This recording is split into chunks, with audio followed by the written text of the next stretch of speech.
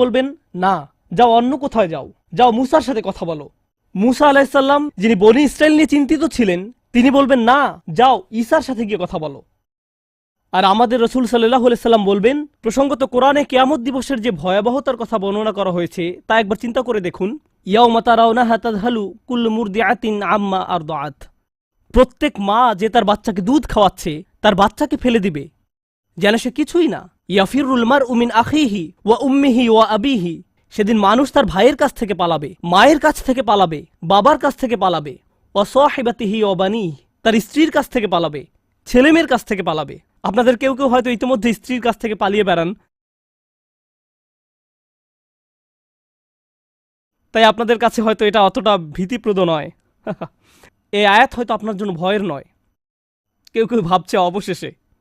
যাই হোক, সমস্ত গুরুত্বের সাথে সেই দিন সবাই কাকে নিয়ে উদ্বিগ্ন থাকবে? নিজেকে নিয়ে।